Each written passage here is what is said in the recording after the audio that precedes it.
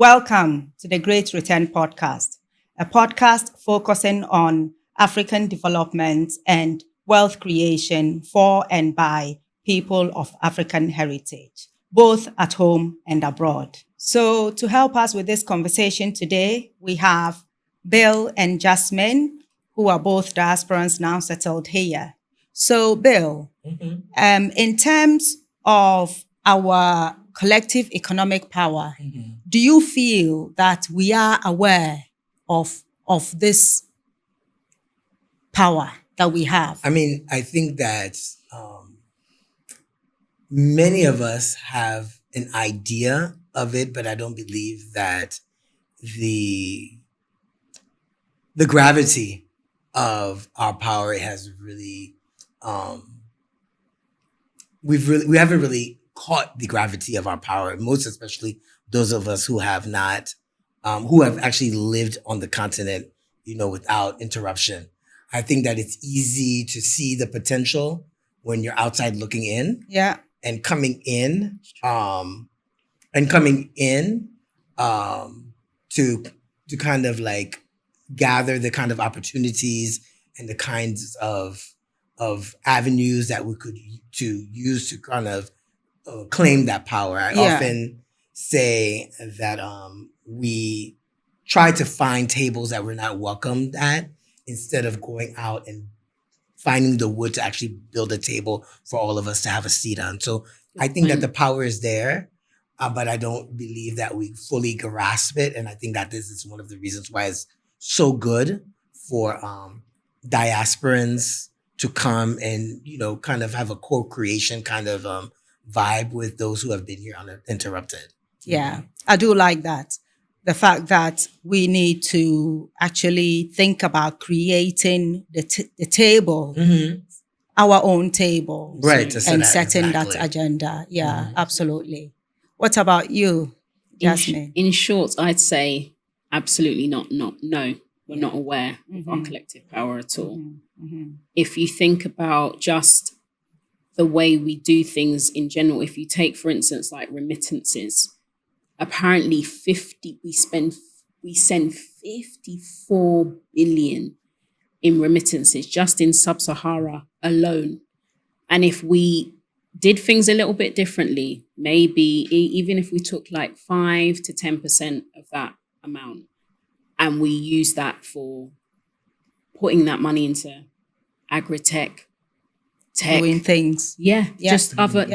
Imagine then we mobilize in a different way. Yes. Then we take actual agency for the money that we're putting in.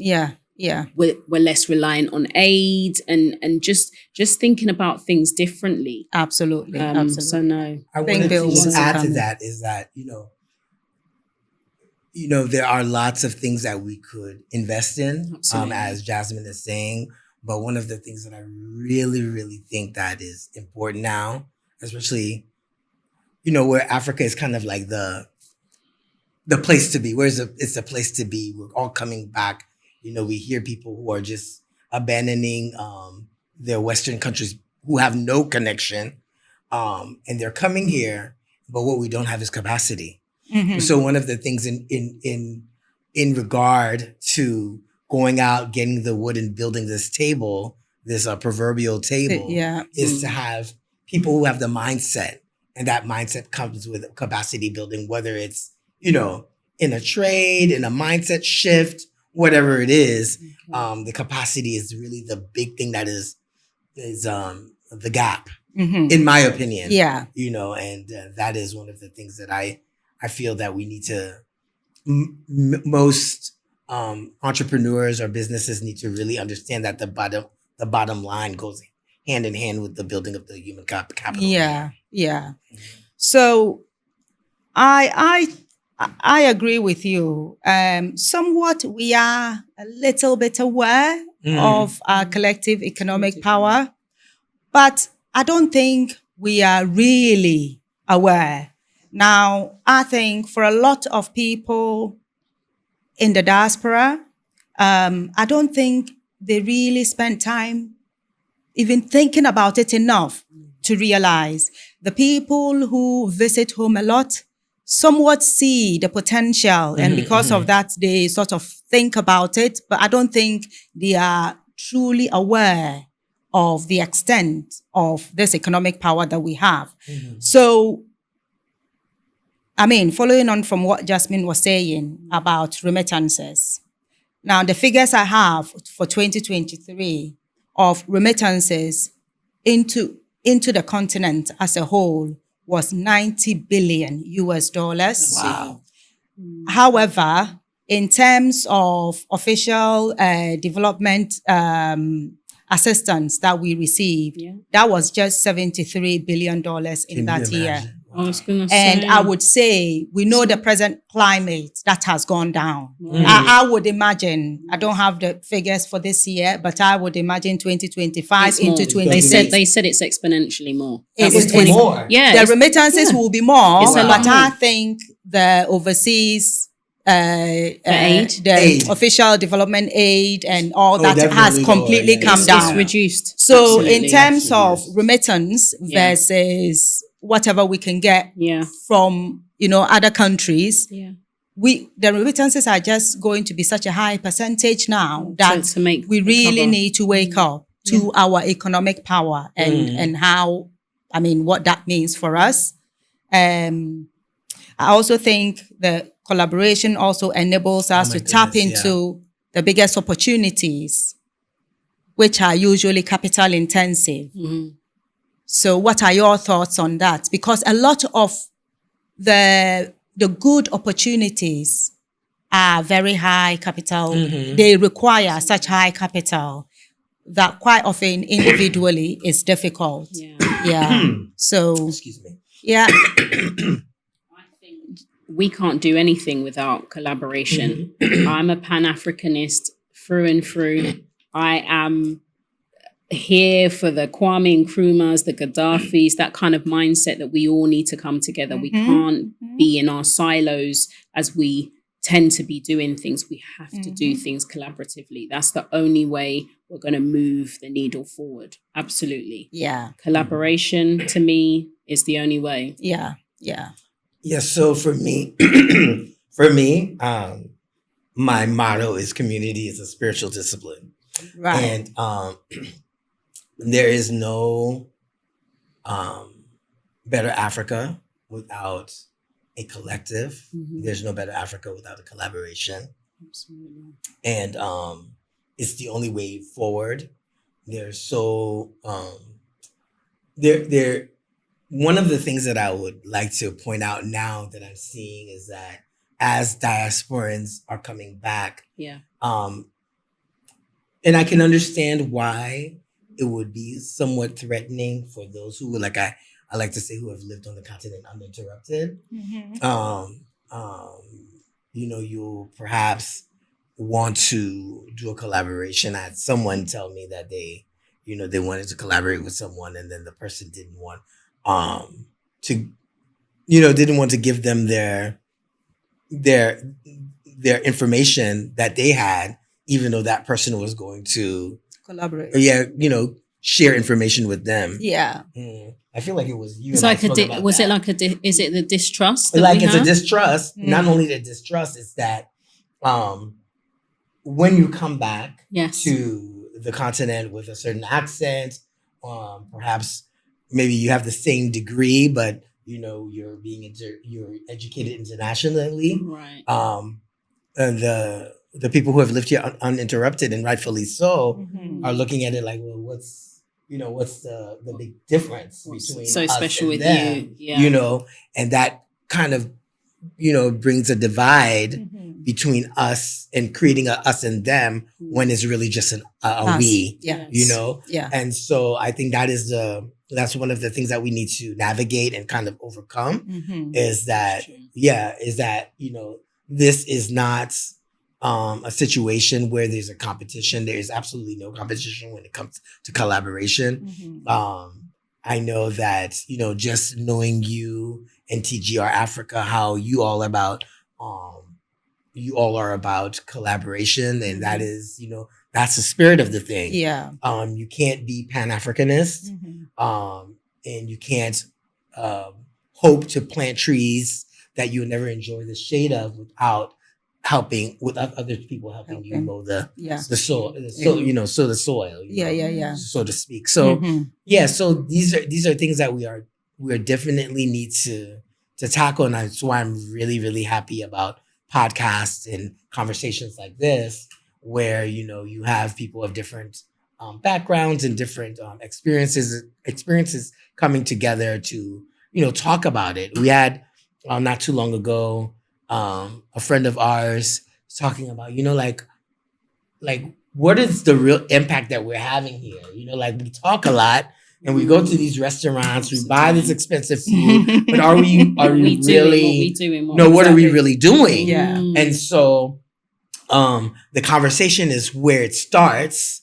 And then from the conversation, the collaboration and the community building, and then the actual doing, what are we going to do?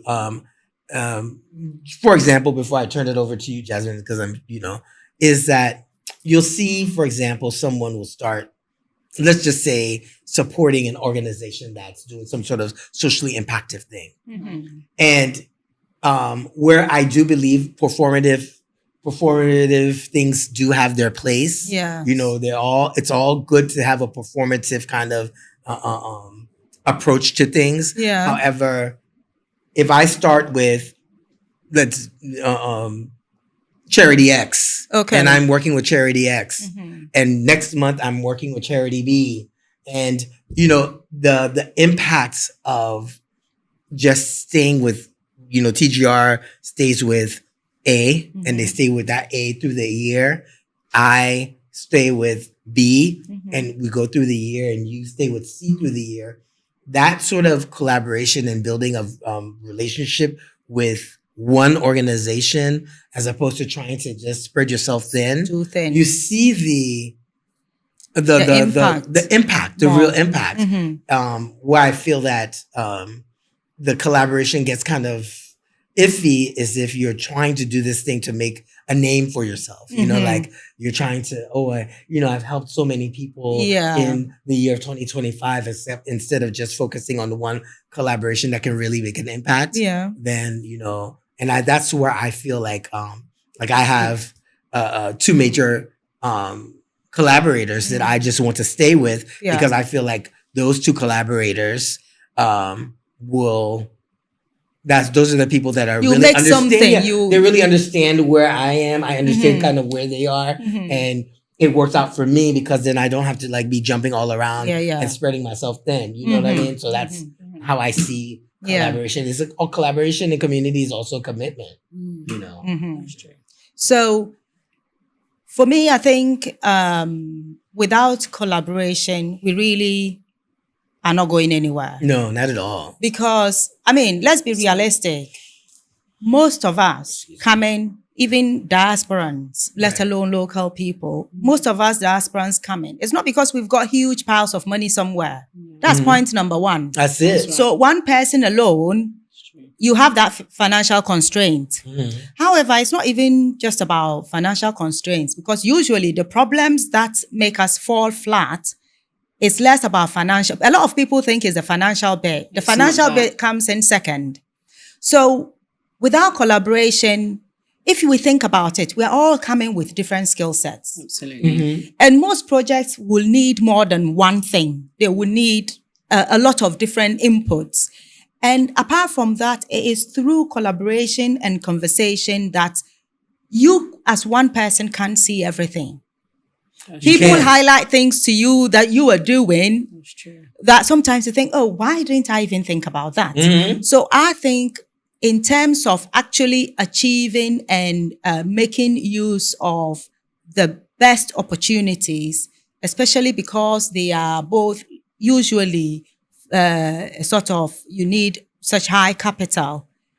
We as a group can really go somewhere. Right. Absolutely. We as individuals would struggle to get anywhere. Right. So true. So starting small is always helpful. Starting small and where you are, like you're saying, if it's just one person, you don't know how much capital each individual has. Not everybody's coming with, Jeff Bezos money or whatever. Exactly. Like you're saying, Who they will is? do it. Yeah. Yeah. So Right. if we do it collectively and with structure, Yeah. and understand and building on relationship and the understanding of each individual, all of that. And I think that's one of the comes things together. also that needs to be a shift here is that the relationship is so important. Like It's everything. building relationships are so important. It's everything. Is so important. And when you come back to the continent and you're bringing opportunities, because let's say you have a person who's helping you in the house. Yeah. The multiplying factor of that is 8. Mm-hmm. Normally, one person with a job has 8 people behind them that they're supporting. Yes. So that's so exponential, Yeah. because even with that is a collaborative effort, because a high paying maid in Ghana today is $1,005, which is let's say $100 to $150. That's high paying, and they are helping 8 people, so there are some challenges when you come here. And I think that one of the things that we need to do is actually come here with an open mind with that, and also understand that try to kind of like have teaching moments where you're telling people like, okay, yes, I understand that you need money now. I understand that. And I do believe that you need to get paid and compensated by the work that you're doing, Absolutely. whatever it is that the service that you're giving. Mm-hmm. However, chill Mm-hmm. and understand that we're building a relationship. Mm-hmm. And the more that these relationships are built, the more that you will benefit, the more that, like my son likes to say, you eat, I eat, and that's basically it. And you're likely to be like, oh, who does copywriting? Oh, I know Bill does copywriting. Mm-hmm. Let me hit him up. Yeah. As opposed to Jasmine saying, oh, I know someone who does it, but if I have a relationship with Bill already, Mm-hmm. I'm gonna go with Bill because I Yeah. have a relationship with Bill, and Yeah. Jasmine's gonna go with John. And she has a relationship with John. But if Bill is not available, I have a relationship with Jasmine, and if she tells me John is good, I'll go with John. So it's just also interconnected. Yeah. And, Yeah. So the idea that actually whatever you're doing here has that exponential impact. Yeah, it really does. And we should be aware of that it really helps. And it goes a long way.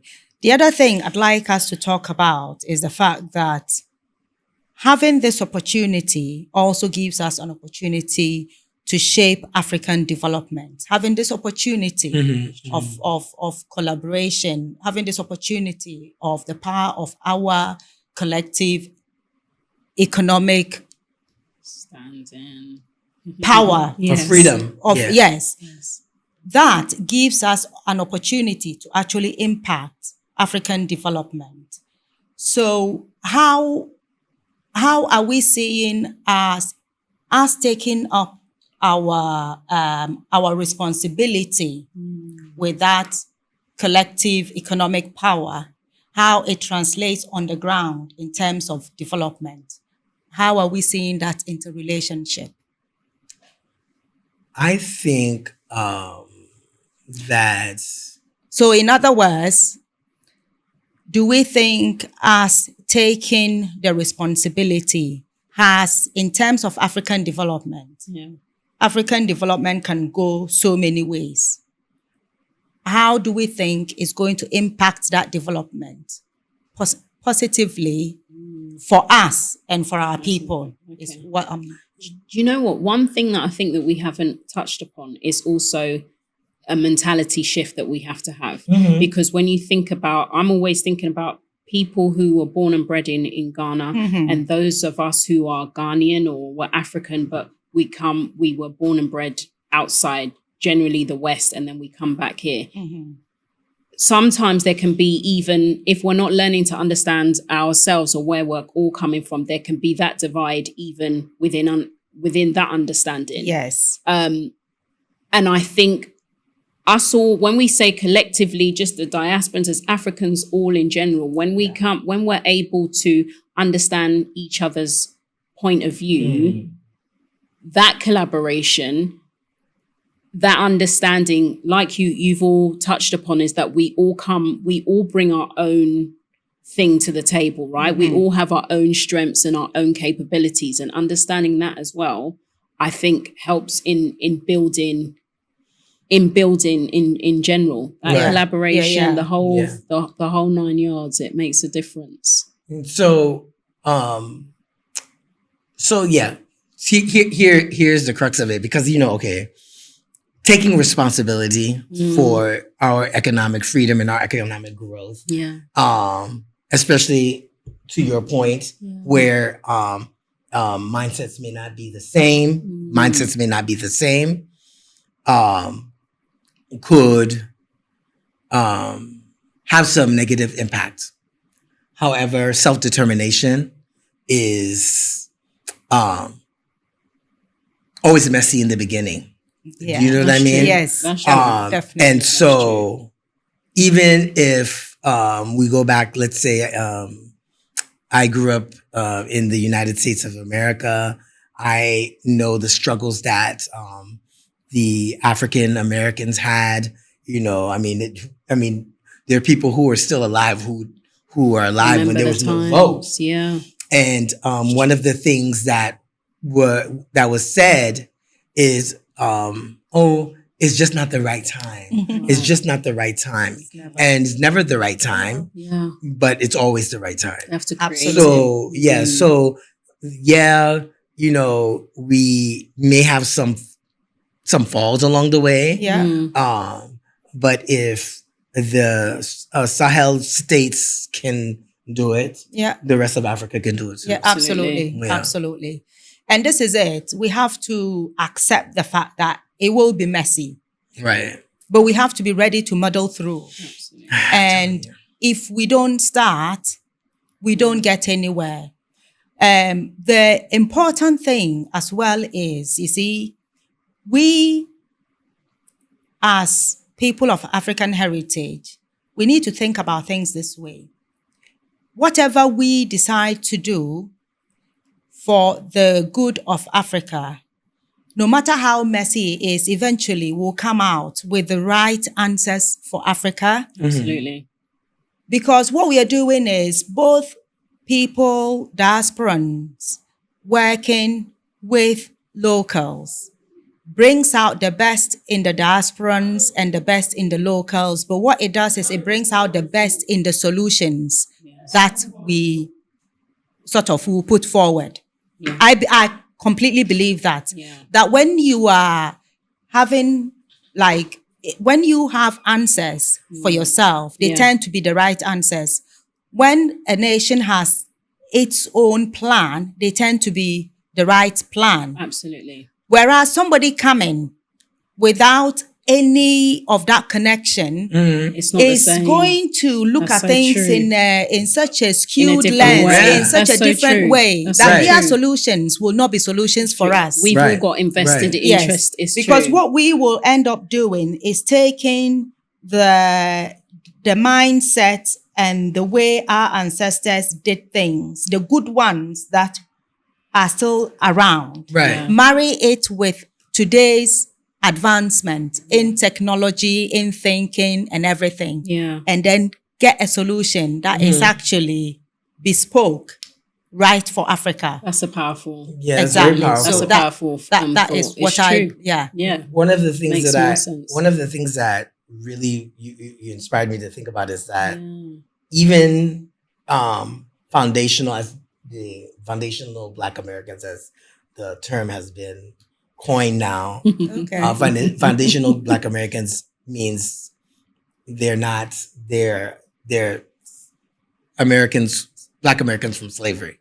Right. Okay. So that's what, so they're not. We call them foundational Americans. That's what the new term is. Okay. To separate from those of us who maybe were second generations Okay. or first generation or came Yeah. there as immigrants as children. Right. So there's the foundational Black Americans. So Okay. I'm calling us the Okay. foundational Africans. Yeah. Anyway, the foundational Black Americans who are coming here to settle in the Great Return, Mhm. may even many will come with very good intentions. But then you're just normally drawn to your own. Yeah. Do you know what I mean? That Yeah. makes sense. And so like there's communities here that are segregated, Yes. and Yeah. there are That's a communities here that are that's a segregated. huge- yeah. Mhm. And so what they're going to invest in and what they're going to try to preserve Mhm. More is of the their own same. way of life. Absolutely. More and of the so same. Yeah. and that's fine. It still brings opportunities. It still brings jobs and all of that stuff. But it's also we who are foundational Africans, Mhm. whether we be diasporan Africans, whether we be uninterrupted Africans Yeah. on the continent, whatever the case may be, we're coming with most especially the diasporans. Okay. Mhm. We tend to have our little bad Segregational. attitude sometimes. Yes. I don't know what these people are doing. They don't, Yeah. However, I don't want to say that it's justified or not justified. It's just a lived experience Yeah. that we have been used to a certain way of life, and we're coming back and we have to adjust. But True. even still, we're still coming back. The majority of us are coming back with good intentions and Yeah. goodwill Yeah. for our brothers and sisters. Yeah. So we need to For the stop. land. I think So we start need- off yeah. from there, Yes. from that And- perspective in general. Exactly. Dialogue will soften the rough edges. Dialogue will get everyone thinking, and even there will be a time where these segregations will sort of Dissipate. In a sense. dissipate, will sort of mellow Yeah. out, because obviously when people first come, people are always wary and security wise and everything. So there's a lot that goes into it. But I believe that in time, all of this will soften, and we as we continue to work together. And it's all dialogue. It's all. I mean, you think about it, it is all dialogue. And then secondly, as sorry for interrupting It's you. okay. It's also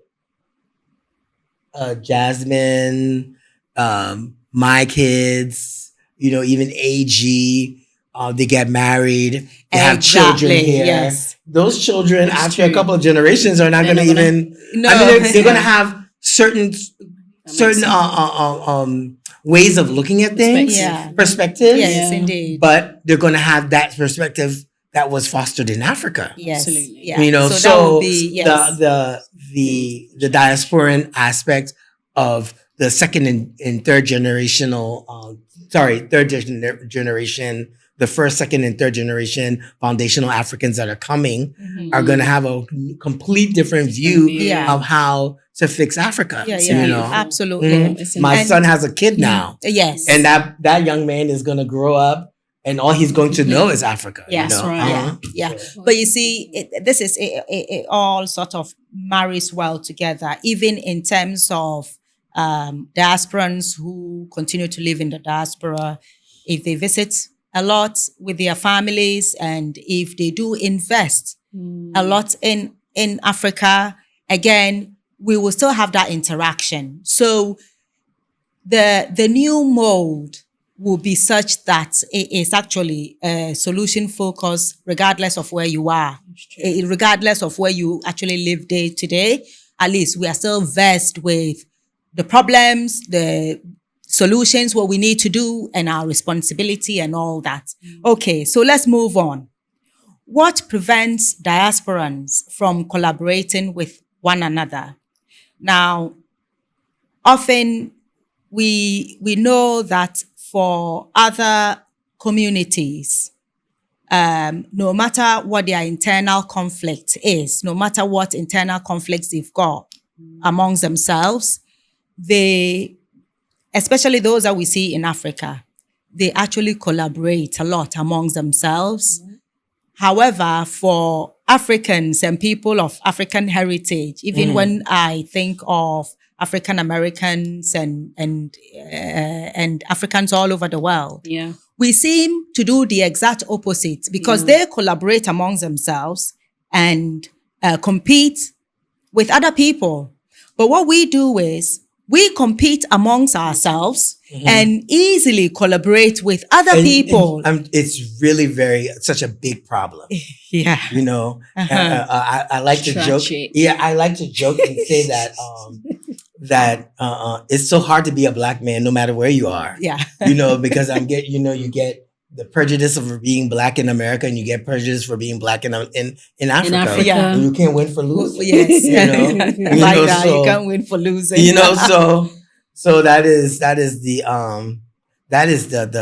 real problem there, because we treat others so much better, you know. Yes. Like when you, I mean, just coming into the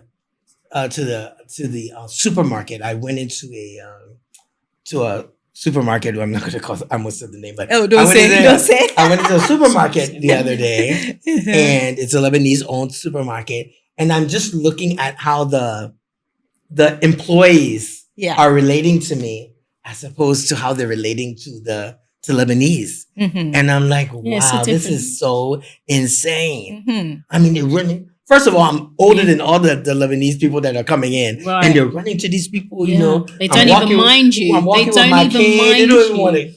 I tell you what, if you had started speaking and then they even realize that you are not a local, again, your treatment might probably be different. It would have gone up a bit. And that is what it was so funny, because when I did start to speak, they're like, oh, he's not changed. from here. Yes. Yeah. It changed. Exactly. It's so insane. Yeah. There's levels. Yeah. There's levels to this. I believe it's psychological. There's so many things.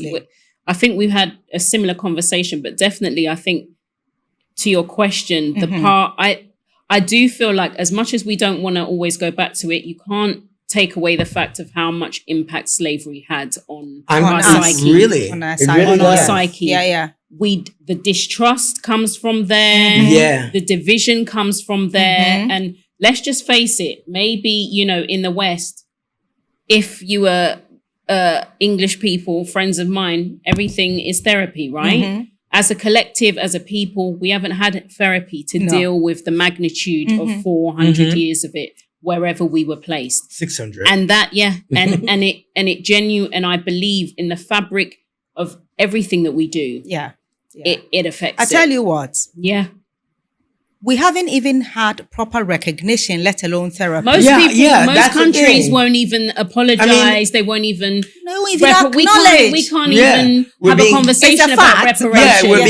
Yeah, we're being gaslit to believe that it was just so long ago. So long ago. If it's not dealt with, it's still there. Yeah. Can you imagine? You know? We only in the UK, we only finished paying for, and that's we too, who are British, we only finished paying for the reparations for our slave owners in 2022.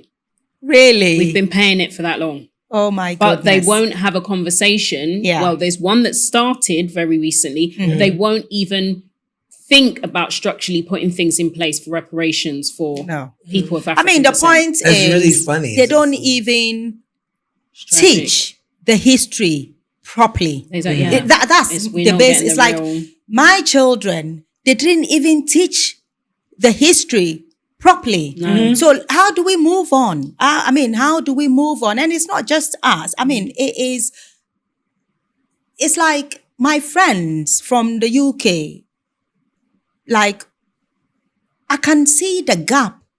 They sort of know a bit about what happened to us, but they don't really. No, yeah. You mean and it will do them good. Blacks. The English, the English, English people. Yeah, the black English, the whites. Okay, I mean, a lot of people are good, normal people that just want. Yeah. They are getting on with their lives, but they don't really know the details of anything. So sometimes you see the gaps in their knowledge when we are talking about things. And you can't blame anybody because they are not even teaching them. Yeah. Also, if they do know, they only know about African, they only know about slavery. Right. They don't know about Massa Musa They or don't any know- other yeah. part of, Exactly. you know what I mean? The other But parts even, of yes, what it even is slavery, to be African. I don't think They don't is know taught enough. in totality. Yes, this Oh, is what no. I mean. None of the history is taught in totality. No. African history is It's not. not, it's true. So it's like you're saying, all they think is about slavery. Our lives is not just about slavery. No, it it's isn't. Right. a lot more But to even us. right here, right? Let's No, leave what that but you just.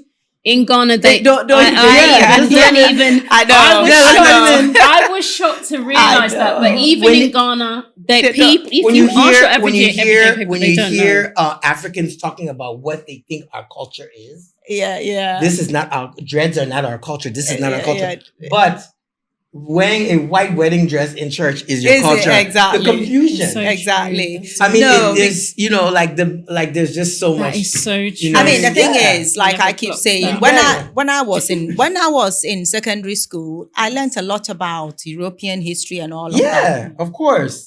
But they are not You probably teaching. know more than You- Africa. exactly, Yeah, I had to go out and learn mine. Yeah. Yeah. You- So, about African so culture. that's where it's not. History. We talk. It's not just. It is worldwide. Yeah. Mm. African history needs looking at properly and the true history put out there. But part of it is also, do you think, because we have it in the book about the Stockholm Syndrome. Yeah. Part of it, do we think, is sort of we were maybe not just made, but a lot of it is manipulation. Mhm. It's But institutional. we've come, though. yes, Right. we've It come was to supposed love, be like that. we've come to hate ourselves through our history, not to be proud of ourselves in that way, but to actually love other things. Right. But it's institutional. It's It's, an insti- it's it's designed.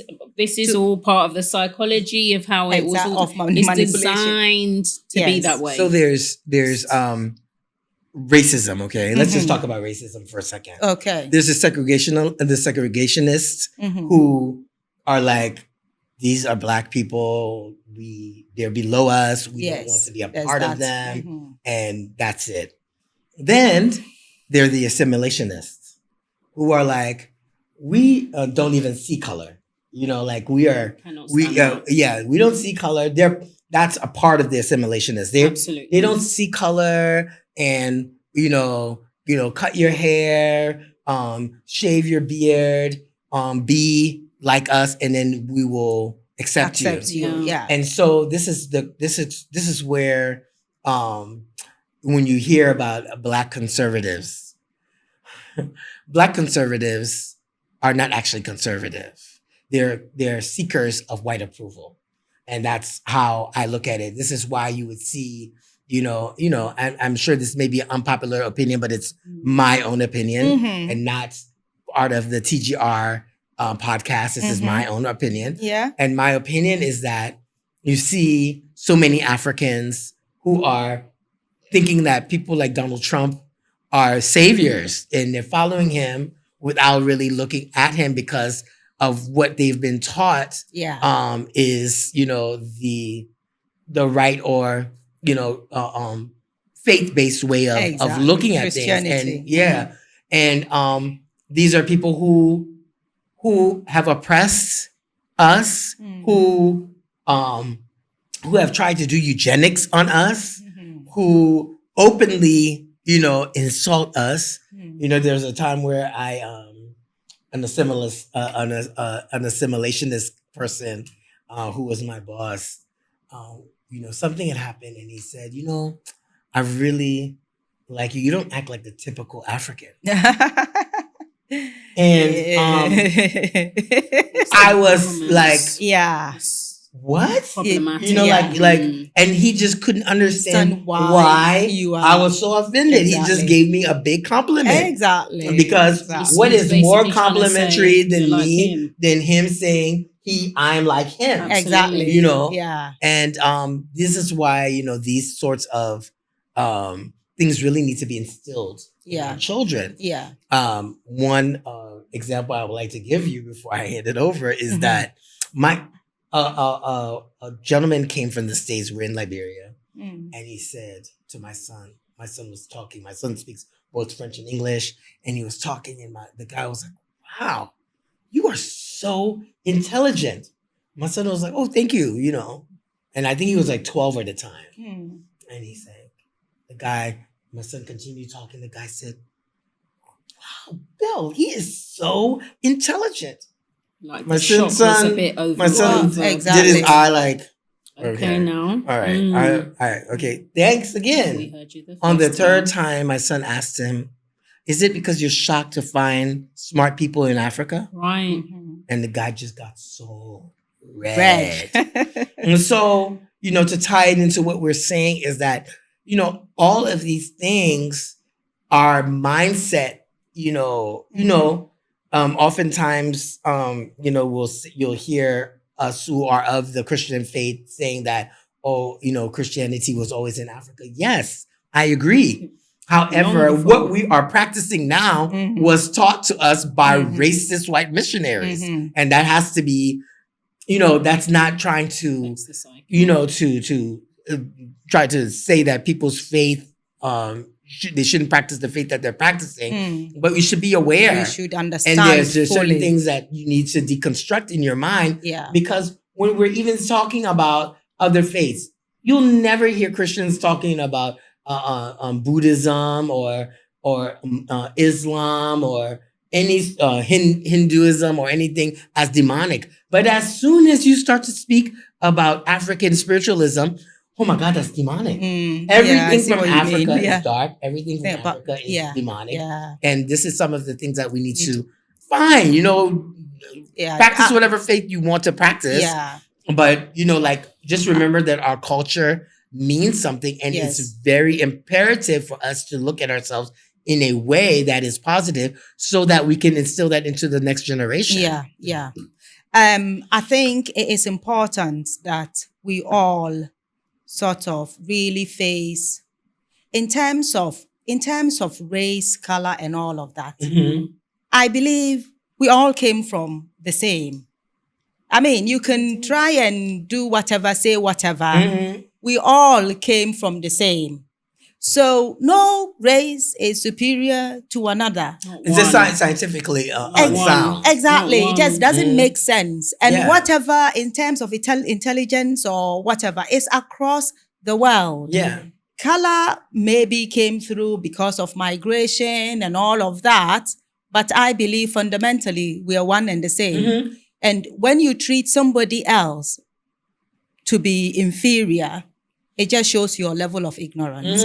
For me. And not only that, from a psychological, from a mental health and psychological standpoint, I don't believe that racism and racial oppression has anything to do with a superiority complex. It comes from an inferiority complex. Yes. Because if you need other people to feel down in order for you to be up, that says a whole lot about you, And if you look at, for example, America, and you go to America and you see the people who are calling themselves superior. Yeah. They're majority poor white people, with no education, no living very mediocre lives. And one of the things that, American exceptionalism is actually mediocrity. That's what it is, and there's nothing wrong with that. No. Who else, who isn't living that average life? How many of us are millionaires or whatever have you? But you need to feel good about yourself. And that's what Lyndon Johnson said. If you can convince the poorest white man that he's better than the richest black man or the best black man, you can control the world. Exactly. But that is what, and just being aware that is what the millionaires, billionaires, people who are looking, they have so much and they're still looking for God knows what, so much more. Right. That's what they're using in terms of mind control. Right. And for you to sort of follow. Because they loathe poor white people more than they even loathe us, So. Anyway, let's move it back to sort of business and investing and all of that. It's all involved. It's all exactly. So as diasporans, what can we learn from people like the Lebanese, the Chinese, the Indians, and how they actually operate in Africa? Very, very good. And I'm happy you said it because it was on my mind. Hassan is going to call Abdul from Lebanon, Mm-hmm. and he's going to say, Abdul, Mm-hmm. my nephew, Mm-hmm. Aziz, Mm-hmm. he's coming Mm-hmm. to Ghana. Mm-hmm. What can you do for him? Oh, I have some shops in Kumasi. Okay. I'll give it to him, and Yeah. he can just run it. Mm-hmm. And when he gets there, he can run it. It'll be his. He just needs to give me 20% in perpetuity. Mm-hmm. And Aziz is going to come. He's going to live in Kumasi. Yeah. He's going to build his whole life. Mm-hmm. And when Aziz gets to a certain point, he's going to call his cousin Abdel in Lebanon and tell Abdel to send his nephew. Yeah. They understand collaboration. Absolutely. They understand legacy. a cooperation and legacy. Yes. And they are not people who go to get educated. In Liberia, they have a syndicate. When a Liberian is trying to get into the whatever market, for example, let's say they want to open a grocery store. Yeah. Everyone brings All the Lebanese will just drop their prices to the lowest point, and then they'll force the Liberian out of the business. Oh, wow. Mm-hmm. Mm-hmm. Yeah. Mm-hmm. Wow. And so they are so willing Mm-hmm. to lose money and support each other in that corporation. Wow. Yeah. Yeah. Yeah. Just so that they keep the monopoly on Mm-hmm. their on business. They work better in putting together money. So the people you see running the shops, it's not just them who own the shops. Mm-hmm. They have back at home, they have people putting in money for all those big things you see. And this is what we lack. Mm-hmm. I think it's also, like it's a mixture of all the things that we kind of said before. Like history is very important. You need to know where you came from in order to know where you're going. Mm-hmm. Yeah. Right. And if there's elements of our culture or our people that need healing, we need to be able to hold space for each individual to heal and to move things forward. We need to understand why we are the way that we are. Yeah. And before we can then think how do and we... So that's why you have to hold space. So there's this statistic, which I think was quite powerful. So US statistics. And it said, African Americans, before, it's talking about the exchange of money and how long it takes to move from one ethnicity to go out to another. Mm-hmm. So in African Americans, they hold their US dollar for 6 hours versus Asian people that circulate the US dollar between them for 30 days before it goes out. It's true. Mm-hmm. And if the UK has a similar statistic, like if you think of where we all are, like how the money is generated before it goes out of your community. Yes. 6 hours versus 30 days. 30 days. Is bonkers. It is. Mm-hmm. Yep. And then you also think about like when they say how much Black people consume versus how much they own. There's a disparity in that. Because all we know is buy. But it's like, what are you very in tandem to what you're saying about how one will call their auntie, their nephew, their who. Mm-hmm. And it's that legacy mindset. It's that continuation. We're constantly thinking about how is this going to affect the next generation and the next generation. Mm-hmm. That element of what we need as we a don't people have that. is lost. Yes. I can't say we don't have it, because I think if we go to Ubuntu, is that the term? If we think about I am because you are. We have always been that way. Don't forget, we are the teachers of civilization. It's not true. that we never knew. Yes. We obviously knew because we taught everybody else. Yeah. But somewhere along the line, we've lost it. We lost it. Yeah. And we've become too insular or singular about the way that we do things. And I think it goes back to what you were saying about the mistrust. Yeah. Everything we will go. I mean, I don't specifically not. I don't want to say about Ghana per se, but specifically Liberia. We will do anything to buy something that is not Liberian. than to buy something because that it's is hard, like because this. in our minds for some reason it holds more value. It's the same thing as if I buy this from the white man, it's gonna they will eat Thai rice be better, or we'll say that the local, we'll say the local rice tastes different. Like what are you talking about? What are you talking? I don't like the taste of the local rice.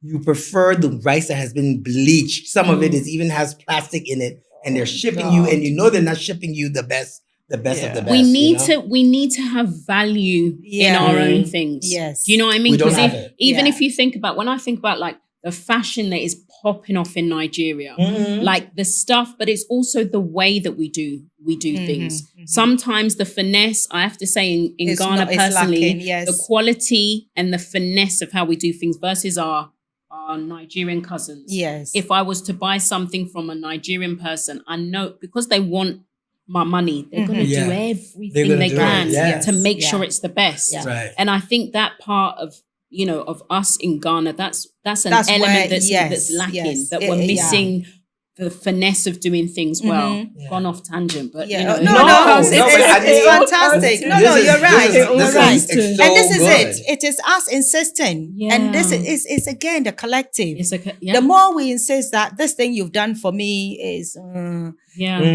please go and do it again. Right. And that's one. But the attitude that comes with that, right? A Nigerian will probably go and say, but not here. Absolutely. But auntie to buy it, I will go and bleach it a different color. I'll go and do, but a Ghanaian person will tell you, look at you. Why do you?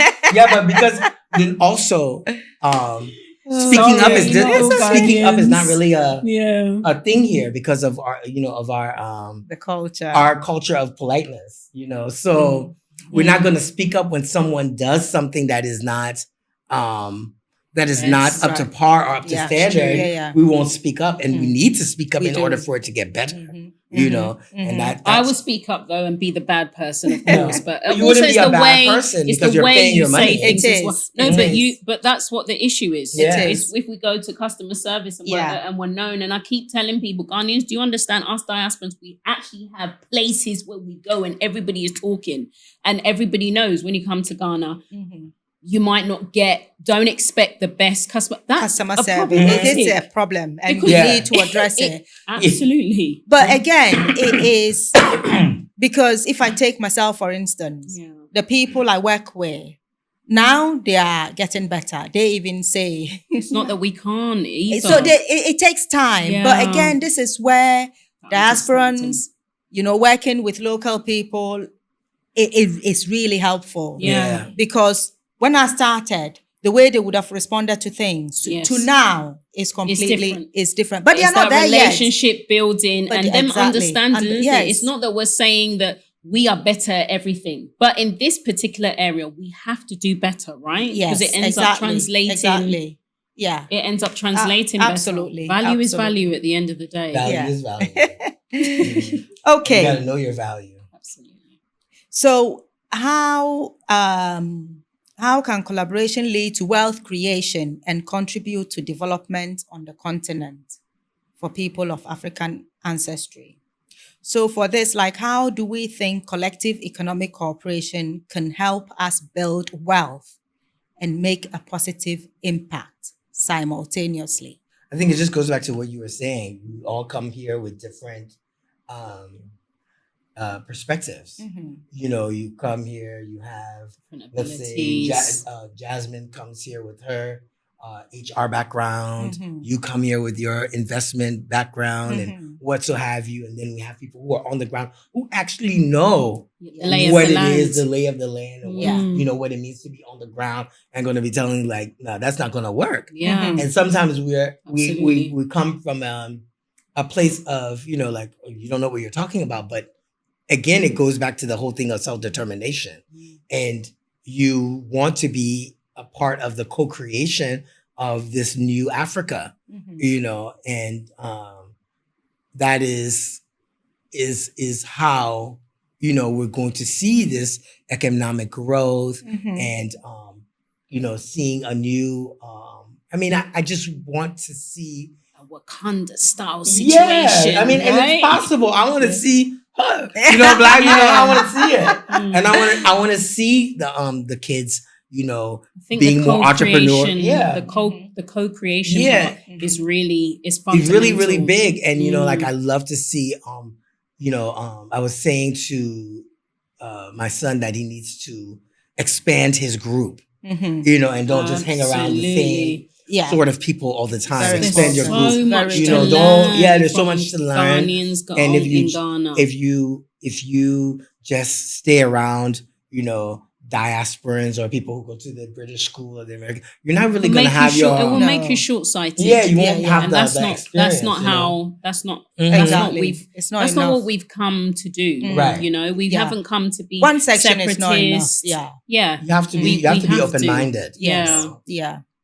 So, in terms of being able to actually simultaneously do the two things, you know, to build wealth and develop Africa.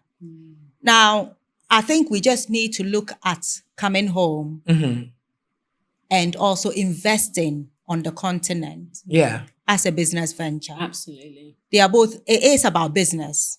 So the core is about making money, but it is about making money in things that actually matter to our people. Yes. So long as you're coming with that right mindset, but also be prepared that plan you have It may change. Not may. It will change. It will. I know. I'm trying to be.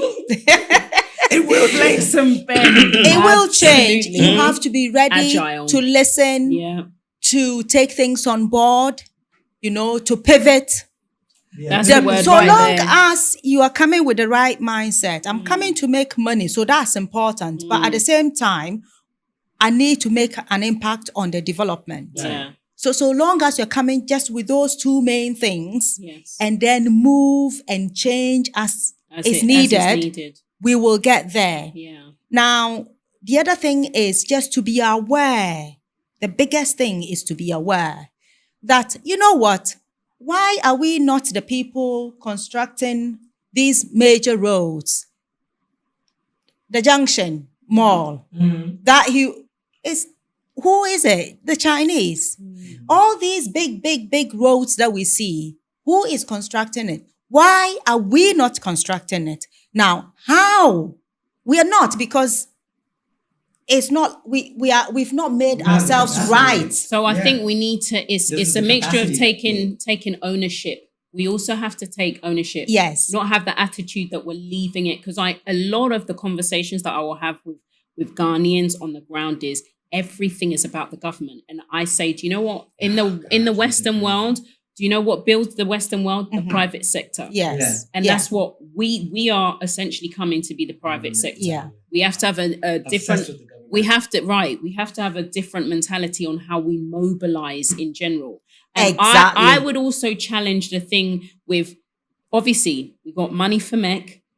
Everyone always wants to think about money. But I think when you're coming, even if you don't come to stay and you're doing business, because back in the day, in my mother and father's day, people come to Ghana to retire. Yes. We are clearly not coming to Ghana to retire or coming to Africa to retire. We're coming to build. Right? So come with intentionality.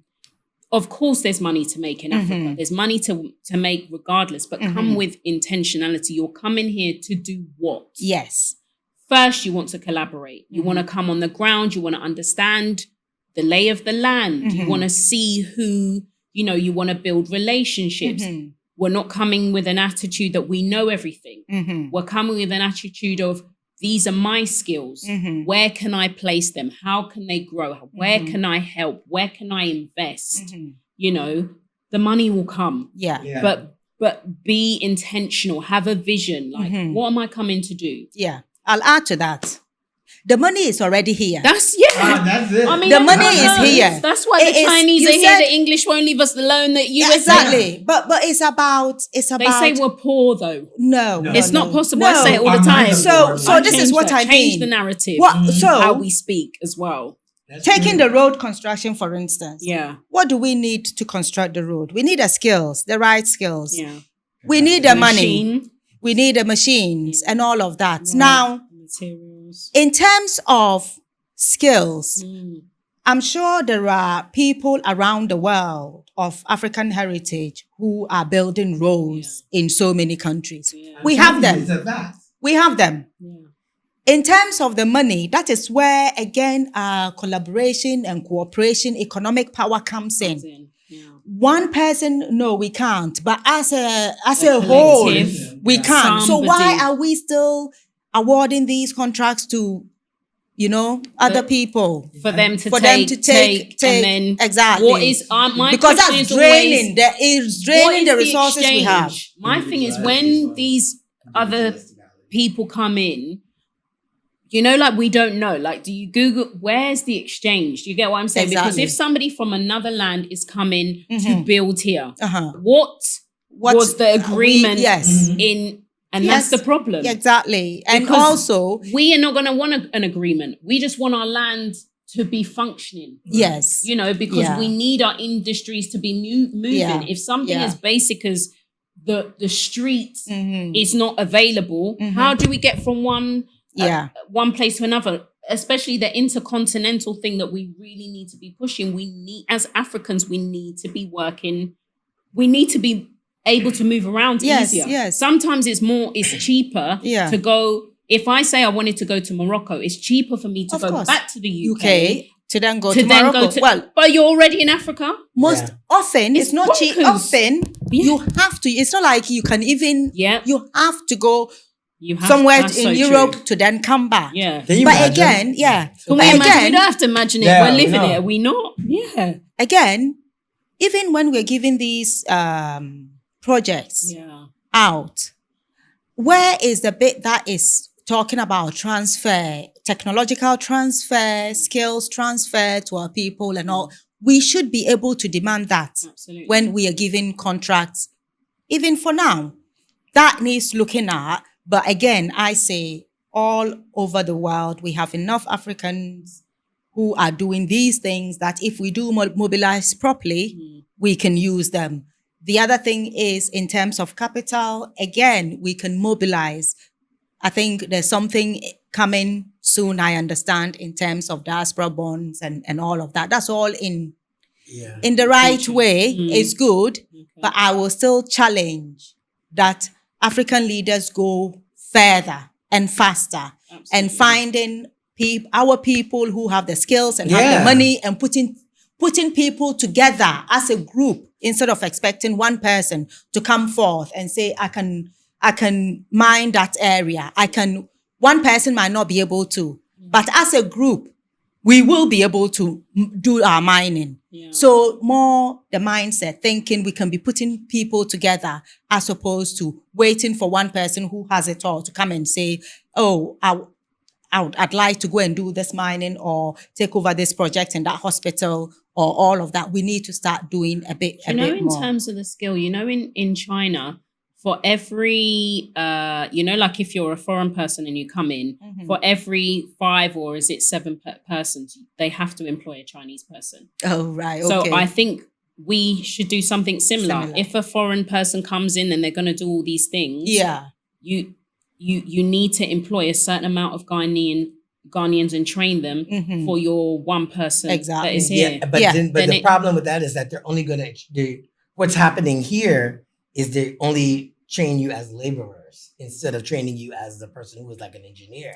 Well, yes. Yeah, and then the other part of this, just from a internal standpoint, is that the older people have to let go of the reins. Yeah. Like we have such a hold on it, where I was at a pharmacy yesterday, and the pharmacist had to have been 24, 25.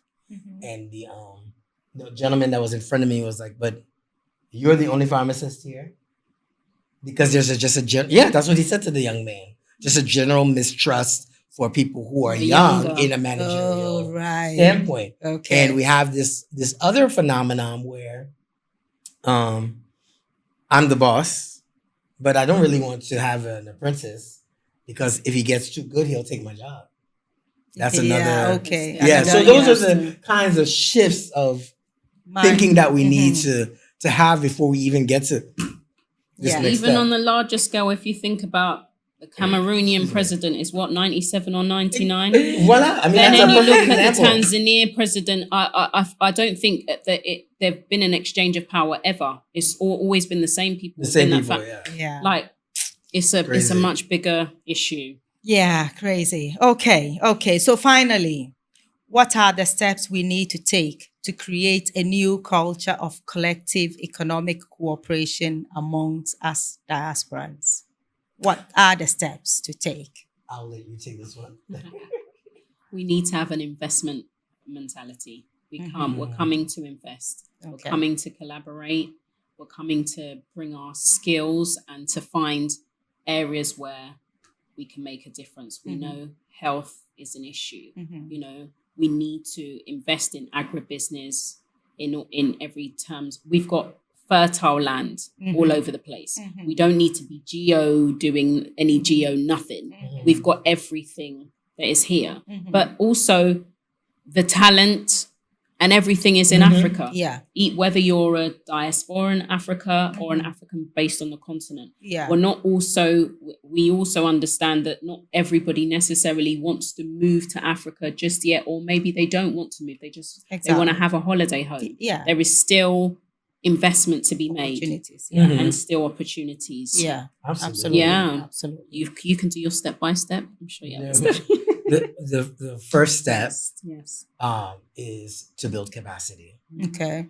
The second step is to have a cultural shift from where the elders are willing to let go of the reins and the youth are willing to sit at the feet of their elders to learn. That is the collaboration that really needs to take place because of the number of youth that are on this continent. You know, and these are people with so much innovation and, you know, so many ideas. And then going back to what Jasmine just said, not only coming here to invest, but the people already here having a spirit of investment for what is coming next, you know, and not being afraid of what is coming next, because if not, the young will eat the old, you know. Yeah. That's it. Yeah. I think Africa's is it by 2050 or 2030 we're going to be the youngest nation in the world? Yeah. 19 is the average. Imagine. That's exactly. amazing. So it's amazing if we make the most of it, isn't it? Yeah. But I really believe that we're on the right track. You know, like in all the challenges, you know, like I think that most of us are now shifting from having this sort of like, yes, we're living here, but we're still having like a vacation kind of like vibe, spirit, you know, to it. Vacation. Let's go to the beach. Let's go, you know, to this place. People are actually working and working and making impact. So, you know, to that is, you know, having conversations like what you all are doing here at TGR Africa, you know, the book, which everyone should go and get. Thanks. The Great Return. And, you know, building community is where it really, really begins, you know, whether it's between different organizations, whether it's between the Diasporans and uninterrupted foundational Africans, whether it's between those who are coming back and kind of from who have no connection to Africa and helping them have the perspective of, you know, chill, you know, you're here. And the same way you would want us to behave in your land, you know, make sure that you're being respectful of our people and giving them the opportunities that, you know, that is needed to get us all to where we need to get. Because again, it just goes back to the better Africa is the Africa where we plant trees that we will never enjoy the shade of. Yeah. So I concur with all that you're saying. I think it is very important. I always say the dialogue. So talking about things actually brings about collaboration. Yeah. So that's number one as we continue talking. But also, I think it is very, very important to say, if you are thinking of investing and you're thinking of actually being here to do business yourself,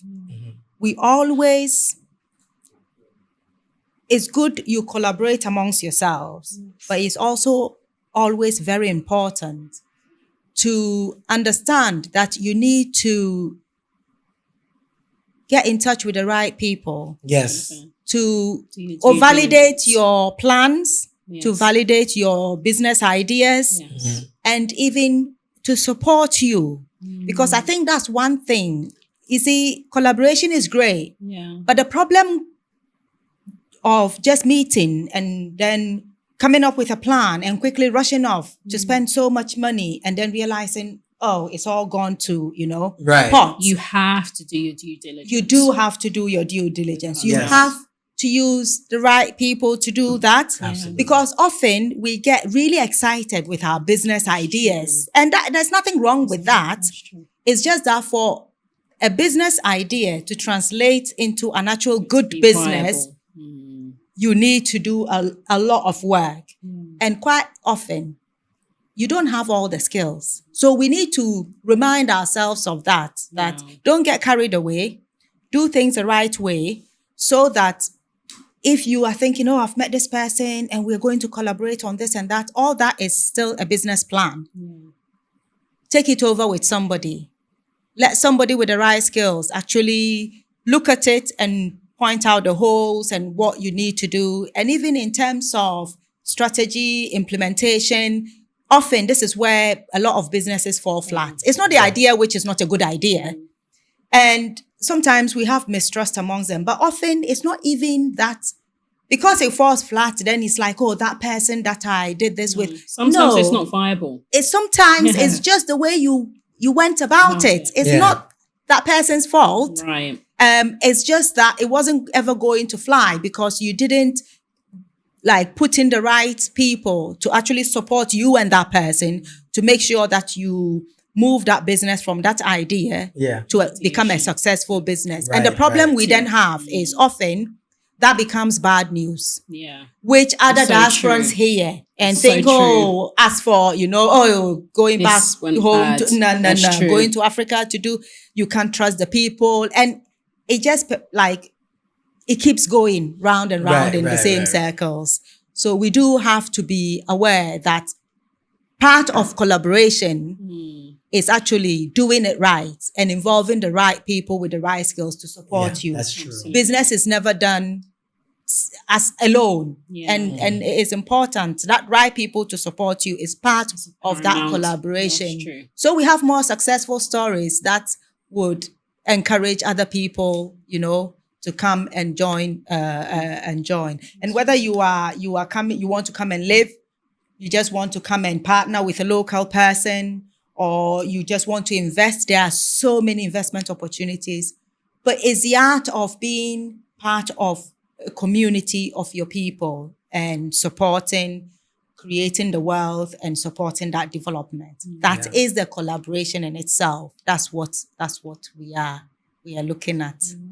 So I think that's it for today, all too soon. So big thank you to Jasmine Thank you for having me. and Bill.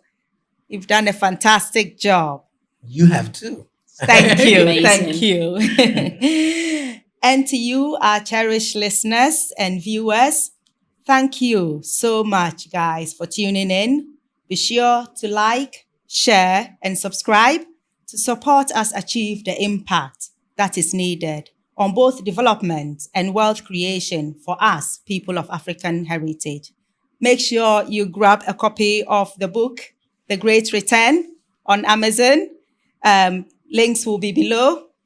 If you're thinking about doing business or investing in Ghana, then book a consultation on our website for advice, guidance, and more. or just visit our website, tgrafrica.com, to check out everything that we are doing. See you in the next episode. Thank you. Bye.